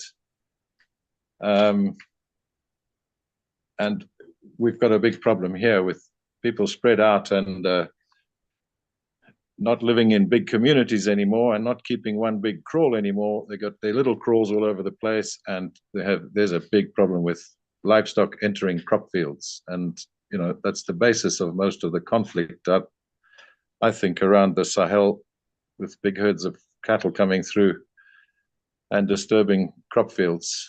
So it's necessary to try and get people tuned into this, and those are the kind of questions we ask, to get them thinking about this. So it's really about trying to get people together and say, okay, how do we, if we got all these little herds all over the place, what are the incentives to put your animals together? And it's not easy, I tell you. We've failed many times to convince people. They can see the logic of it, they can see the sense in it. Everybody's got small little bits of land. If they put all their land together, they can manage it much better. They can take the cattle into areas where there aren't so many crops, or there are no crops, when there's crops in the field. So that's the real practical part of this, is to try and reduce the conflict between crops and cattle. And that it's tricky, you know. We don't trust each other that much. We don't trust that guy to look after our cows this month or this week, and then he hands them over to the next owner, and the next owner is going to look after them. But we have to sort of build trust, and trust is the real commodity here. So building trust and having that common shared vision is really for me, the most important part in the beginning, is to try and get that going. Of course, there's commercial things that can come in, but generally people around here keep cattle for no other reason than keeping cattle, just having a lot of cattle. Many communities here will tell you that they don't sell cows, you know, and all they want to do is maintain that number of cows. But at the same time, you know, the need for money comes more and more. The school fees, so trying to help people look at, factor in the financial needs of their families and their needs is an important part of what we do. We just try and do some simple sums and just show people that if you can increase the productivity of your cattle, you could actually sell some and your numbers will still remain the same, or they can even keep growing. Productivity is really low, and of course opportunities for disease are getting higher and higher as body condition decreases, as catchments become desertified. This, obviously two ways of dealing with this. The government would, or the conventional way to deal with this is to keep reacting to the symptoms and put more dipping in and more vaccines and try and address this. But you're just going down a rabbit hole, because you never get on top of it. Every time you dip, some of the ticks going to survive and they'll be back with a vengeance, and there'll be more resistance to the cattle, to the dip you're trying to do, that you're trying to put across. Vaccines can help for sure, but you've got to ask yourselves, 120 years ago here on the Kafue Flats, which is one of the big wetlands in this part of the world, we've got the Barotse Plains out in the west, and we've got the Kafue Flats, where there were estimated to be 1 million cattle 120 years ago, to turn of last century, and about between 3 and 9 million wildlife, all migrating. People had learned that if you move the cattle with the wildlife, they'll stop they'll break the cycle of disease. So you'll leave the ticks behind, and by the time you come back next year, the ticks are dead. They're starved. There's always a few, because there's always some animals that stay, but generally that was the general thing. It was a big migration off the plains as the floods came, and then back into the plains as the floods receded. And that cycle was broken partly by damming the rivers, but mainly because people broke up their big communities and stopped working together, and started now settling on smaller portions of land. Many plots are not suitable to keep as many animals as they had, so they're overgrazing. They don't have enough water, and it becomes a very chaotic scene. And that's what we try and do, is try and get back into that community, ask them what they were, how did their grandparents used to manage these cattle with all this wildlife. Today there's very little wildlife left. We've got about 1/4 of the cattle left, and about 3-5% of the wildlife left. And now, of course, everybody's blaming the wildlife for passing on the diseases. Whereas 120 years ago, people were actually taking their cattle to the buffalo. The story is that they may crossbreed, but the real logic of it was to expose them to the diseases that the wildlife were carrying, the foot and mouth and the corridor and other CPBP, and build immunity in your herd. And today it's completely the opposite. I hear that Zimbabwe now wants to fence off all their wildlife areas and try and keep the diseases within fenced areas, and don't allow them in. But you're just setting yourself up. If you lose your natural immunity in this part of the world, you're setting yourself up for a big fall, because you don't need much you just need a broken fence and you've got a big problem. So we struggle against policymakers, we struggle against modern scientific reductionist way of thinking, treating the symptoms. We want to deal with the root cause. And so it's a job. But of course, people can see that if you put your animals together, all these kids that are looking after the cows today, they can go back to school, and 7 herders can look after, in our experience, 2,000 cattle in a group without too much problem, and that costs less.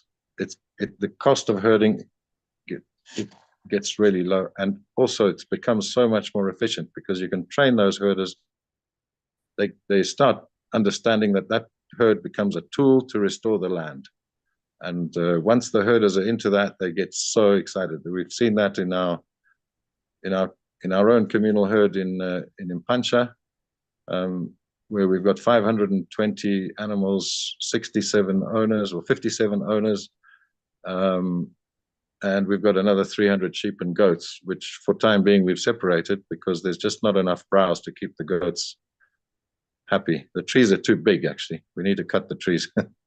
But anyway, there's just not enough browse, so we've separated them for the time being. But mostly we're running the 3 species so that you're simulating those natural herds, and you're cropping the whole system.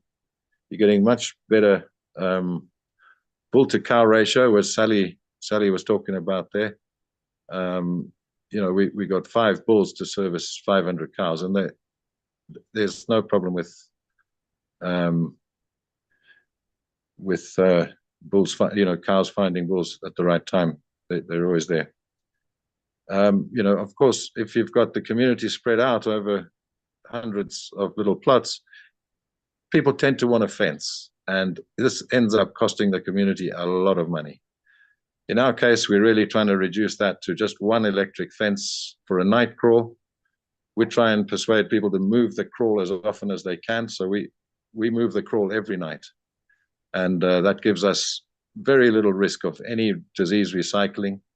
And we use that crawl we look for a bare patch and we put the crawl on there. We use the night crawl as a tool to restore the land.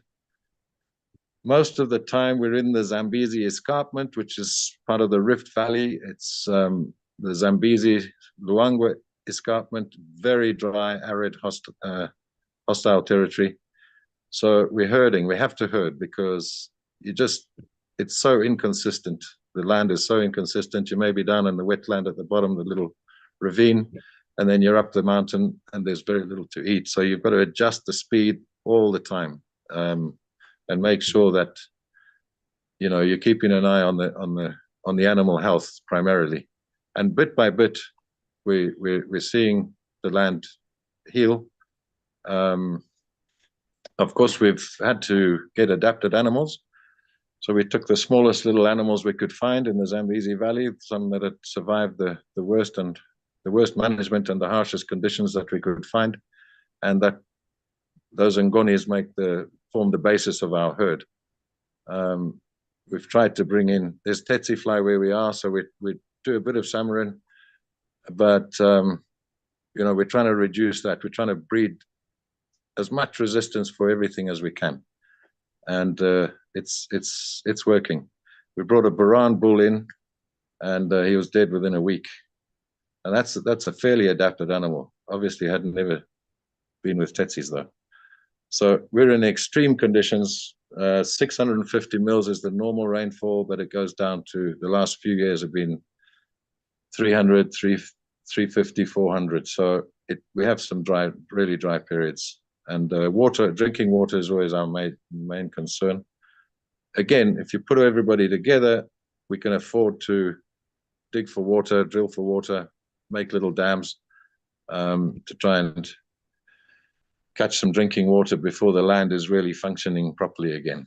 And we expect that land to heal, because we can see that gradually the streams are beginning to flow better. The whole function of the ecosystem is improving bit by bit. So we've been on it for I think it's nearly 7 years now, and things just get better and better all the time. Productivity, of course, we've brought in 57 different owners. Somebody's got 1 cow and we can't really refuse it. The only condition is got to be a local breed, and we put it in quarantine for a couple of weeks just to clean it up, make sure it's not going to infect the herd. And once it's in there, but it's very difficult in that communal herd to select your better cows. So our productivity is about 65%. And we're looking for ways to get rid of the non-productive cows, and start really getting that up. We think we can get up to 90% quite easily if we can get rid of the rubbish. But that means we have to really find a way to compensate everybody. So we're moving towards a corporate model where everybody puts in their cattle to one corporate entity or one entity cooperative and take shares. And then we can get rid of the rubbish. And it's much lower risk for everybody. And yeah, we're trying to move that way. It's very complex. How do you compensate people fairly? But in the end of the day, I think the communities in our part of the world anyway, they need another model to keep these communal herds. The traditional model is breaking down. A lot of people still own cows. They've moved to town, and they keep on getting stories from the village that, oh, your cow died, you know. So we've got to come up with a more efficient, more business-like or organized model for that. And I think we're cracking that in Mpancha. We're seeing a lot of communities take interest around the country. We campaigned hard, and we just try and ask simple questions. People say, well, we haven't got enough land. Well, if there's 200 of you or 50 of you putting your land together and you're managing it as one, then you'll find you've got more than enough land to separate it from the crops when they need to be, to come back into the croplands, to fertilize the fields when they need to be. You can really manage it much more efficiently than if everybody's trying to do that on their own little shambas. So there are a lot of incentives. Of course, marketing is another one which can really be a big pull at the moment. Somebody runs out of cash. In January, the cattle aren't very fat, but they need the cash quick, so they'll take one cow out the herd and walk it to town. Maybe it's 40, 50 kilometers. By the time they get there, they've got no negotiating leverage. They get the lowest price because their cow's about to drop dead, and there's no way they're going to take it back because the price is too low. So they get the lowest price. Things get, by the time they've got it there, it's in the lowest body condition, so we get the lowest grade.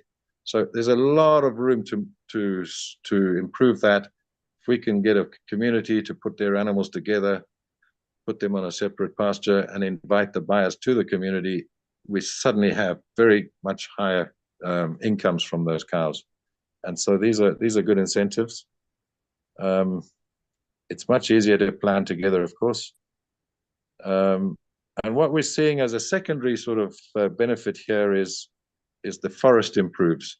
So we've seen over the last 7 years, nearly 7 years, in the Mpancha herd, that we've got a load more mushrooms now than we had, a lot more leaf plants, the spinaches that people collect in the forest. The fruit seems to be doing better. So now we're building another economy on the back of the cattle. The cattle are healing the land, and the land is getting more fertile, more richer, and the plants are getting more productive. And now we can see that there's a very big business collecting all this stuff, aggregating it, maybe value adding it. So we're working on that, and that's very exciting because, you know, people have given up trying to collect forest stuff. Basically, people just burn the grass here in Zambia. And we're just saying to people, look, if you can get your animals to it before it burns, you're going to make money. If you're going to let it burn, it's going to make smoke and heat. And, you know, we want money and meat. So, yeah, we do a lot of soil tests, like I saw on the Chip's pictures there. Ours is very simple. In the crop field, we'll go into the crop field, pick up some soil, and look at the color, the texture, and the smell. And then we walk into the bush next to it. Maybe 2 meters away, you can find a little bush or something, pick up the soil, and it's dark, and it's got structure, and it smells like money. And that's what we try and look for, those simple things that the water test that I think many people do around here, just to show the infiltration, how quickly the water will dry up on bare soil compared to covered soil, and compared to impacted soil, which is covered. You know, your infiltration really improves. And I think, you know, water is one way we can start unifying people around this collective action to try and heal the land. So I think that's all I've got for now. I'm happy to carry on answering questions. thank you very much, Sue, for this opportunity. And it's a great honor to be with those other two speakers. Isn't it just? Thank you, Rolf. Thank you so much for sharing your story. And I'd like us to bring all of the, of the others, so Johan and Chip, into the middle now. We'll have a little bit of a panel discussion around what we've seen in the three presentations. They're all very diverse, they're all very different, but we're all talking about the same things. We're talking about regeneration. We're talking about regeneration being the basis of survival of our different genetics, survival of our custodians of the land and of the livestock, and also, survival of ourselves from a nutritional perspective. So Chip, I saw that you've got some questions there, and I'm going to just leave you to ask questions to each other for now, because I'm sure you've all got a lot you would like to pick out from the presentations you've just seen. So Chip, why don't you kick off with the question that you had there about, well, you have them in the chat there, go ahead.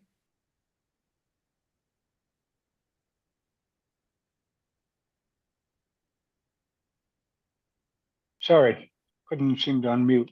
Thanks, Sue. Johan, looking at the selective versus non-selective grazing, this is something that my head is having a hard time getting around. I would tend to think that once soil health is improved and grasses are more productive and more nutrient dense, we know that short-term high-density grazing, if it's short-term enough, will stimulate more biomass production and if they're going after the palatable species, my small mind tells me, well, then that's cool. Let them go after that, stimulate them, pull them out, move them on, and we'll get more growth of the palatable species.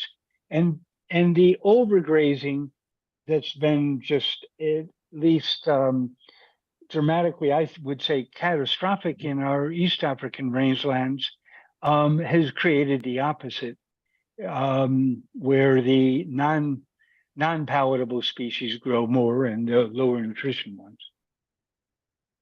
Well, basically, the big problem with current management is selective overgrazing at low impact. Selective overgrazing, so your more palatable species will decrease. And also the impact has a positive effect on the soil if it's time controlled, knocking down material and breaking up the soil surface. So if we do the opposite of a conventional management, we're going to get the opposite results. And I've got data that I've documented on my own property where the species composition changed very, very quickly over a very short period of time.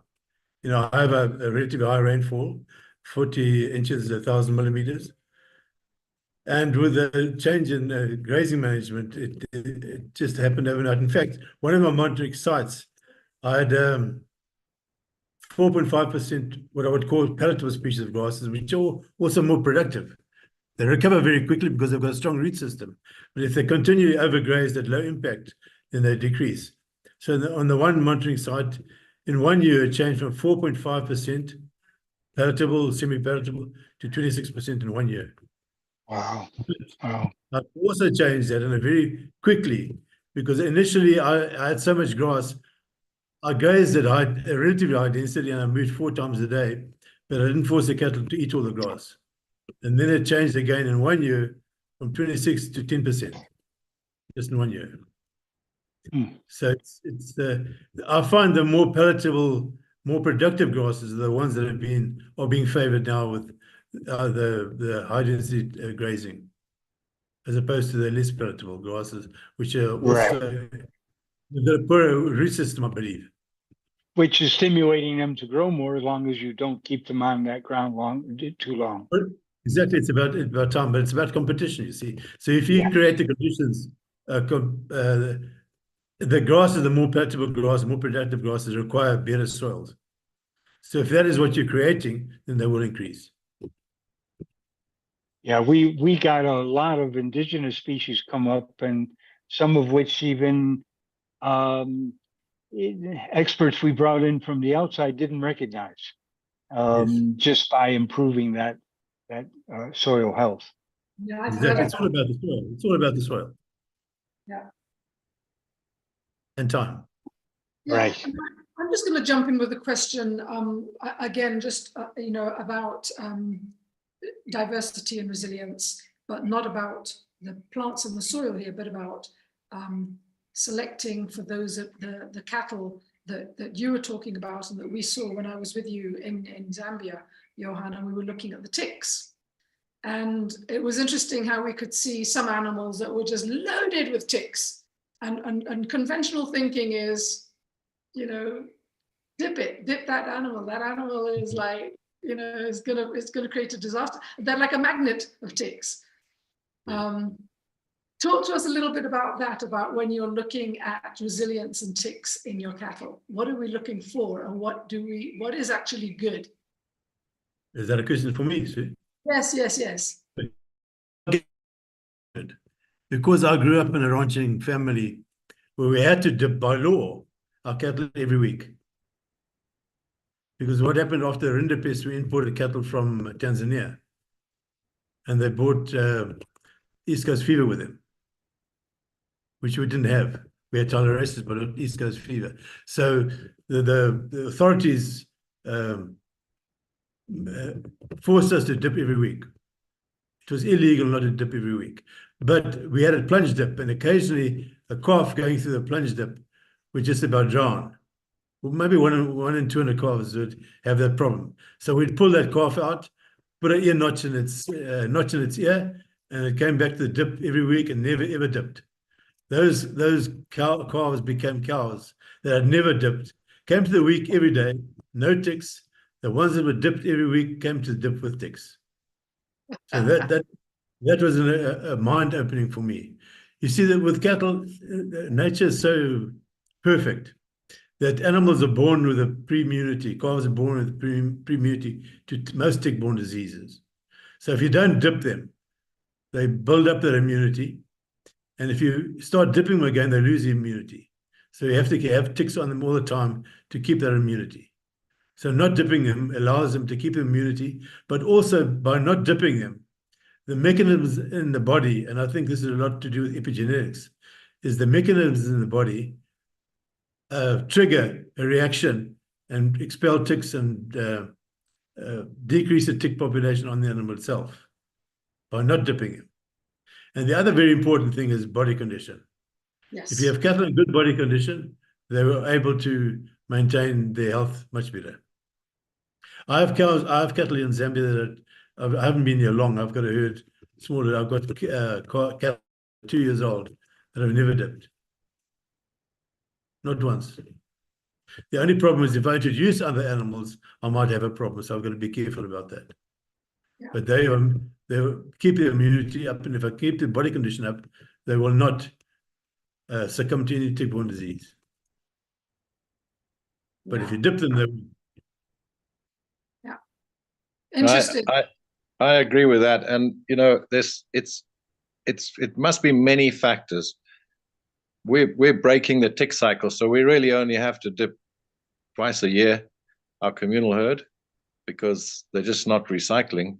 But definitely they're also, you know, we can see the body condition is much better.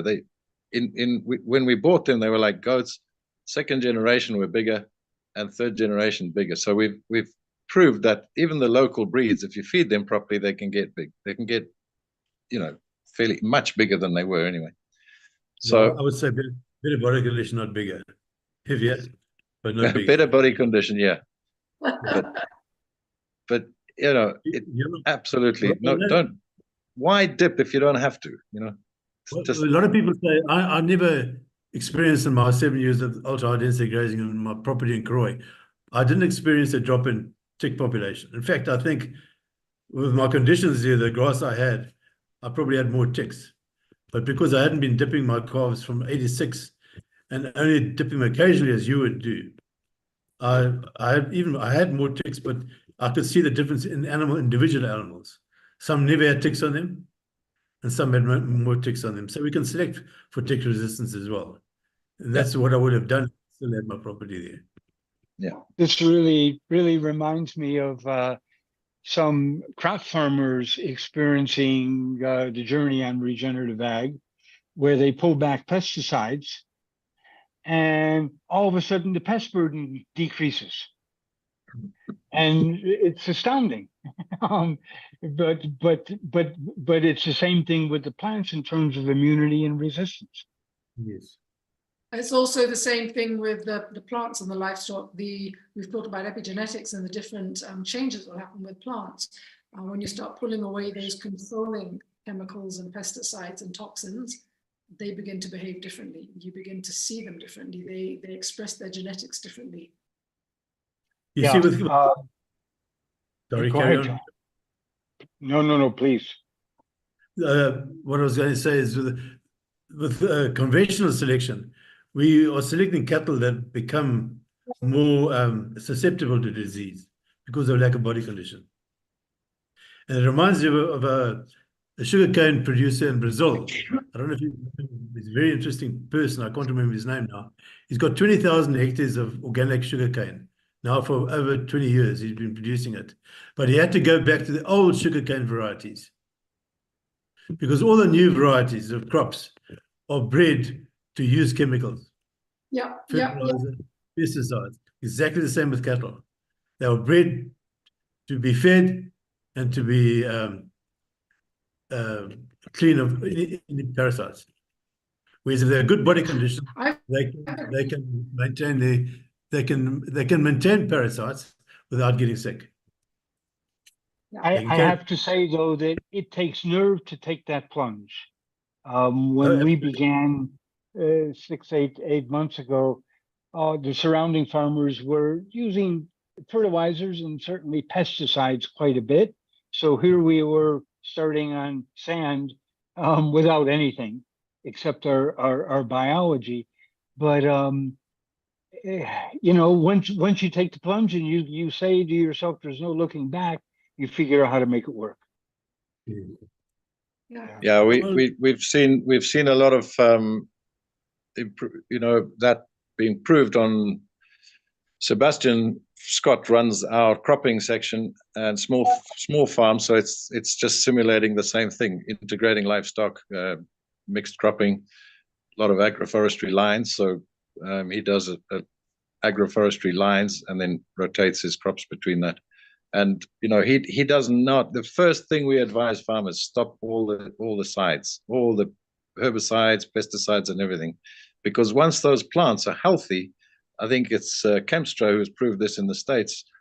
You know, they literally cannot be eaten, and the proof of that is just looking around you. They would, if insects breed much quicker than plants. So, if plants could eat healthy, if insects could eat healthy plants, there would be no forest left. Exactly, You know? absolutely. And one thing that we're seeing, and that's really cool, and that's something that my team and I are putting together, is we're looking very closely at bricks and bricks readings, and being able to look at the sap of plants and be able to see, almost predict where your plants are and what kind of pests will attack your plants and how to move that bricks forward. So use bricks as a management tool, but also as a tool to create visibility and transparency of healthy food for consumers who want to buy something that's got more energy in it, more nutrients in it, that came from a well-functioning plant and not a sick plant that was kept alive by synthetics and cleaned up with pesticides. Yeah. If I could say one more thing on that, if we think of this as using the cattle to grow a more diverse pasture, Professor Jealous here has been doing. I think him and I went to Johan's course some years back, and he's been doing high density for a while. He identified 65 new legumes in his pasture, and of course he didn't bring anything in. They just we're using the cattle to allow the land to express itself properly, and that gives the cattle much more diversity. And they do self-medicate, but if there's only a monoculture in your pasture, they can't self-medicate. They can't sort out their own problems. So there's a lot of stuff to be looked at there. It's very complex. I'm extremely lucky in Zambia, because I think it was either Johan or Sally who told me that Zambia has got the highest diversity of legumes on the African continent? Well, I wouldn't. I said that in all my travels, I've never seen so many legumes as I've seen in Zambia. I think it was Indigenous Zeitsman that told me that actually the diversity, because there are so many different trees, so many different plants, so many different grasses, and the minute things start to recover, it just seems to be legumes that are popping out of the ground. Yeah. Now, legumes. Miombo has 8,500 species altogether, of which only 300 are trees. So the rest are shallow and medium rooted plants. It's incredible how many plants we've lost by losing our big herds and replacing it with fire, but we can bring it back quickly. Absolutely, we can. Do you find indigenous flowering plants or flowers returning more? Because some of the recent stuff I've heard or learned is that looking at places like the prairies in the States, they were not predominant grasslands. They were predominantly wildflower lands with some grasses. Yeah, Yeah. I would say that out of 8,500 plants, you just see this, it's just explodes into life, and you see all the families represented. Yep. And just like you were saying, Chip, we've had some farmers here who have been doing, well, the organic farmers who are looking closely at soils and are closely using vermiculture actually as part of their extracts. There's a gentleman, he's 80 years old, and he says that in his entire life, he used to remember the plants that are growing now. He remembers seeing them on the farm with his dad when he was like 7 or 8. And he said they hadn't seen them for years. And suddenly by changing and letting the land rest and actually, putting biology back into land, he's seeing these plants. So it's amazing the resilience and the seed banks that are in there, just waiting to be given the right opportunities, right? Or waiting for the biggest pest, which is us, to get lost. Absolutely. The We biggest did this. invasive species. My the team biggest in the Sahel. Sorry, I interrupted you. I'm saying we are the biggest invasive species. We did a similar thing back in sort of after you developed your technique and moved forward. Now, and Savory came into play more in Niger and the Sahel. We did enclosures and we grazed some and didn't graze others, and found exactly what you say. The seed bank is just unbelievable. And this was full Sahara desert that we were in at the time. So if it works there, it'll work anywhere. Yeah, it's very interesting. When I started, I had put up some permanent electric fences that I hadn't moved for a year. So I had 2 grazings there. And under the fence line where the cattle hadn't impacted, there was still capping on the ground. And after the first year of ultra high density grazing, everywhere away from that fence line, we had new species of grasses germinating. Under the fence line, which was still capped, no grasses germinated, only weeds, what we call weeds. That capping, I think, for us in East Africa is what we call hardpan. Is that right? Well, it's more, no, it's just not it is partly a hardpan, but certain areas you get a capping which is created by raindrops or by just a crust. It's a crust, yes, yeah. So if you don't break that crust, anything that germinates there won't be grass. But if you break the grass, it's 100% grass germinating. That's where livestock with their hooves. Yes, exactly. So it just shows the conditions necessary for those grasses. They're there, lying in wait for the right conditions to germinate. Yeah. Yeah. Wow, look where we are. We're at 21:59 and we haven't even taken any questions from the audience yet. Let's do that quickly before we close. We were supposed to be going till 10 p.m. So let me go to some of the first questions we've got here. And those of you that have questions, please do put them in the chat because I'm going off the chat now. And I'm going to go to the first question, or rather it's a comment. Felix, thank you for that. Yes, regenerative agriculture is the way to go. And thank you for following today. Let's see. So Derek had asked, is the feed input efficiency, that's the FCE that you were showing about, the same as feed conversion rate? It's the same, but the problem is that they're measuring it incorrectly, because the feed is of equal energy, but the output in the meat is of a different energy concentration. So an early maturing fat animal with the same amount of feed will convert into a greater amount of fat as opposed to meat. So the weight gain will be less, but the energy conversion will be as good or even better. And that's a problem. So when you're measuring that, you're measuring, you're benefiting, or you're discriminating against animals that mature early, which are the animals that you require. So you are breeding animals that are leaner, require better nutrition in order to be productive. So that's not the type of animal that you require at all, and particularly with ultra-high density grazing, where you challenge the body condition through the non-selective grazing. Yeah. Thank you. The next one is the indigenous breeds. This is from Chilekwa Kunda, who said the indigenous breeds are also very resilient to a lot of diseases and climate change. Thank you. You're absolutely right, which is what we're saying here, which is why we need to try to preserve them, preserve the genetics and the way that we're breeding going forward with our, our breeding programs. Chip, you asked about the average rainfall in Rolf's area. I'm asking on your behalf. I think he defined it as about 650, if I recall. Okay.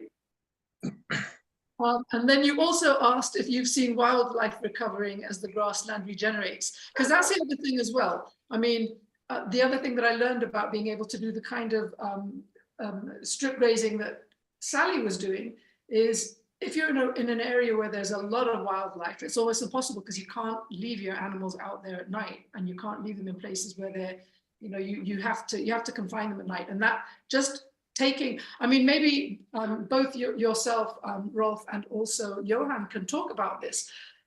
There must be also a big advantage to being able to eat throughout the night, to be able to eat lush and nutritious feed throughout the night, as opposed to being put in a kraal and waiting for the next day, all those hours before you go out to eat again. Yes, that is correct. That is why, particularly with the electric fencing strip grazing, it's much easier to just leave them sleep in an area and not actually crawl them. But the advantage of crawling is, as Ralph was saying, you can use that high impact on certain areas where they can sleep at night. And people have done it with the croplands as well. Cattle sleep on croplands and fertilizers croplands maybe for a night and then move around like that. So there is a value in doing that as well. But it would definitely impact body condition of cattle. If they're allowed to stay in for 24 hours, they would be in better body condition. Yeah. We're definitely moving towards. I mean, obviously, if we're looking for a bare patch for the night, we're also making sure there's a salad bar next to it, so that they can graze into the night or browse. I mean, what we're finding is the tighter our animals are, the more they're going to browse, because they get very competitive. They get very, they have to eat whatever's in front of them. And, in the beginning, they didn't seem to browse at all. And now we're pushing them, they browse much more. And certain times of the year, they're basically just browsing because there's nothing left. Somebody's burnt the area, or there's no grass. So that competitive thing I didn't mention, but it's really important when we call it lazy animals. So if you look out most communities, you're going to just see these lazy animals just wandering around, selecting, and you put them together and they just get this communal energy, and they eat much more in a day. They eat vigorously. They have to, yes, exactly. That's true. Yeah. We do it as humans too. Yeah. Another thing I think it happens, Rob, is with the timing, the tannin content of the leaf is much lower, because in an area, short period of time. So that you're familiar with how the tannin defends leaf bushes. Absolutely. I So watched it's a the time- giraffe. Yeah. And that's just so amazing. So Johan, there's one question here for you. We'll take this as the last question for the day. It says, Johan, in your experience, is it possible to breed a Feldmaster type dairy animal with some Holstein genetics to manage in a high density grazing system? Or perhaps, Absolutely. sorry, go ahead. Yeah, absolutely is, but I wouldn't go for the Holstein. I would go for the Asian breeds that are producing milk, like your Sindhi, which are far better adapted, and also your Gur. So we could use them. And in fact, I'm going to breed a herd of my own, more tropically adapted and more dependent on grass than feed. Yeah. So yes, we must. We have to. And what's interesting about that is the Africa Dairy Genetic Gains Program is looking at that, is looking at which are the tropically adapted animals that we should be crossing with. And one of the herds down at the coast, it's Makitosha Farm, has done that. They've done gear crosses across a whole bunch of different exotics and also others. She's got animals that are eating garbage, literally, not garbage, but I mean the feed that they're getting, just a normal dairy, an exotic dairy would not be able to produce anything, but these animals are producing amazing amounts of milk. But she's also got an amazing amount of historical data of the crosses that don't work. And that's important also, because it takes time to work through the crosses to get the ones that do work, which is very cool.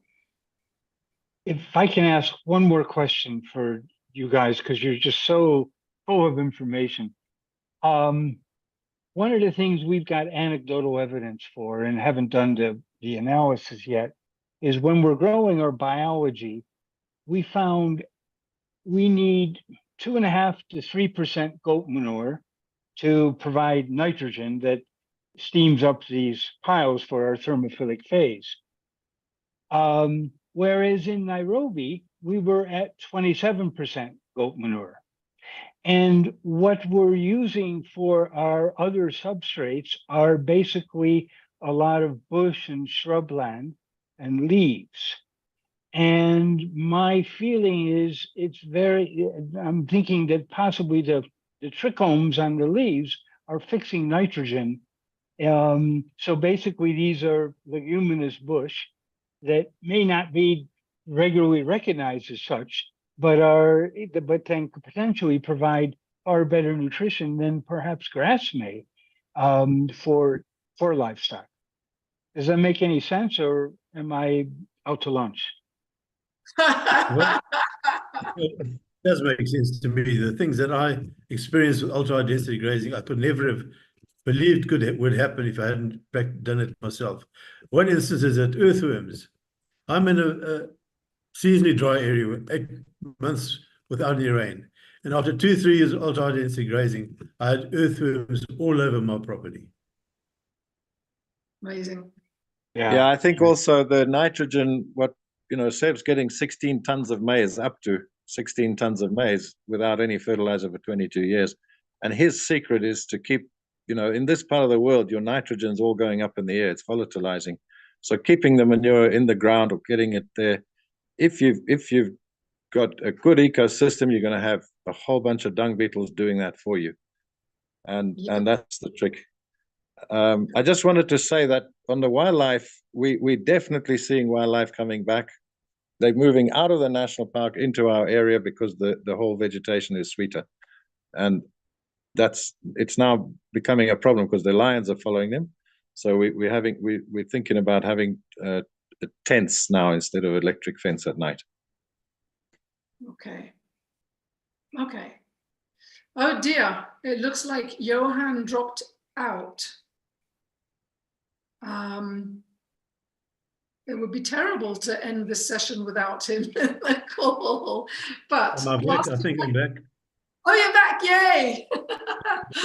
Well, I would like to end on a note about your book, Johan. So I read this book on the way back from Zambia. I bought it on Amazon. It landed with me the day before I went to Zambia. I brought it with me to Zambia. Thank you so much for signing it for me. It's very special. And I read it on the plane back cover to cover. And anyone who wants to continue this, it is a lot of information to absorb all in one go.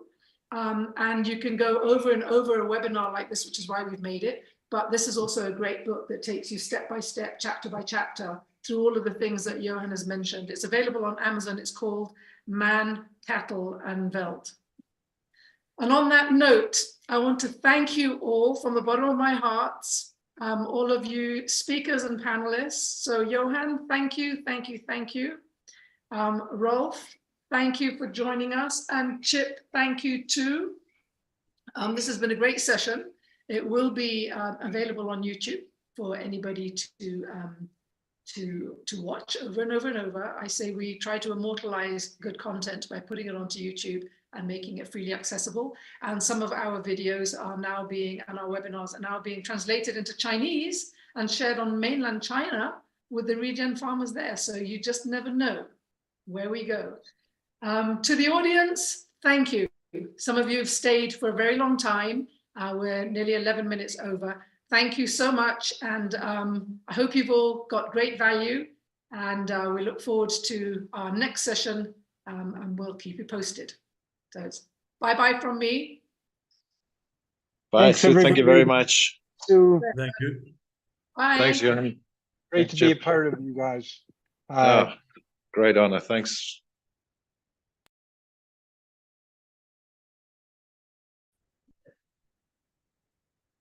Exactly.